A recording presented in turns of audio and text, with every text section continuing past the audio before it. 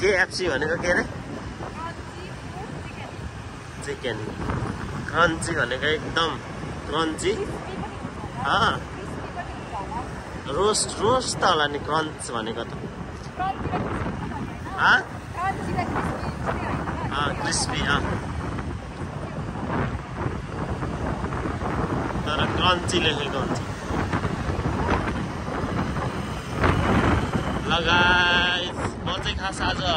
शिक्षक आन्दोलनमा गएको हो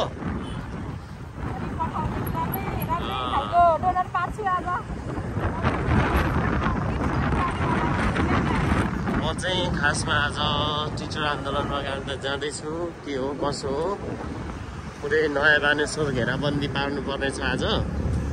टिचर्स आन्दोलनमा गएको खासमा चाहिँ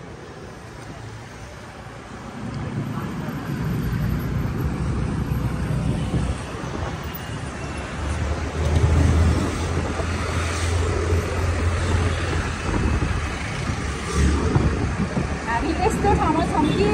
जसको लागि शिक्षाको लागि पनि आन्दोलन गर्नुपर्छ भनेपछि हामी नपुरा गरौँ कि कस्तो ठाउँमा छौँ भनेर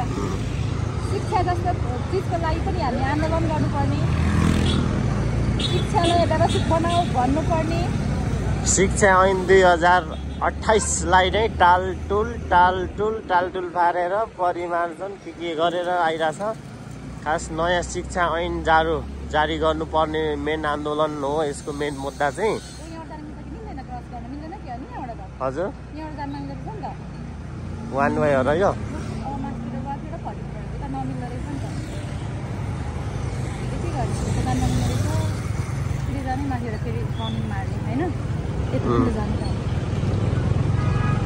जाउँ अब सिधै अगाडि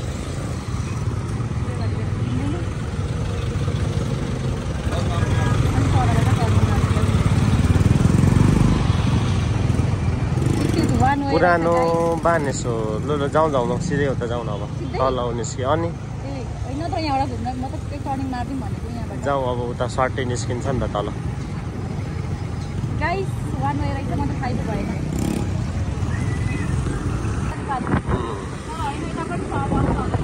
छ लगायत भिडियो बनिसके धोबी खोला करिडोर हामी चाहिँ अहिले यता के भन्ने ठाउँ अरे नयाँ बानेश्वरको के अरे पानी ट्याङ्की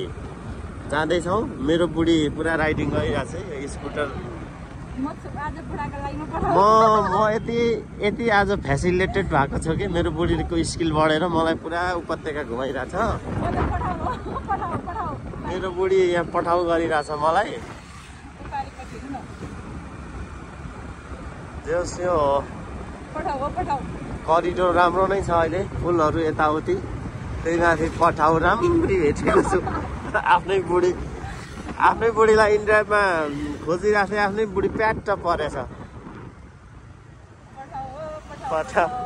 पठाउमा आफ्नै बुढी भेट्यो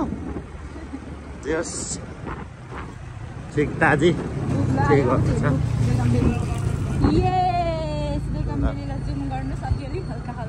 यो हो फुल हो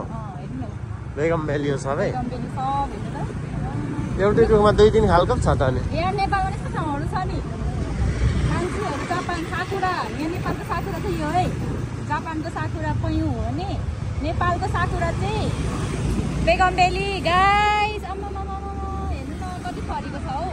बेगम भ्याली पनि दामी यार दामी सबैले फुलै मन पराउँछन् बालेन सिटी हजुर बालेन सिटी भन्यो भने फेरि कोही मान्छेले मार्छन् यहाँ बालेन्द्र कुमार साल यतिको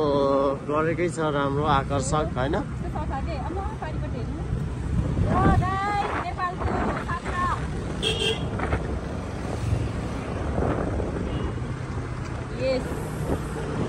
ओ पठाउ बुढी ठिक छ इनड्राइभ बुढी पठाउ बुढी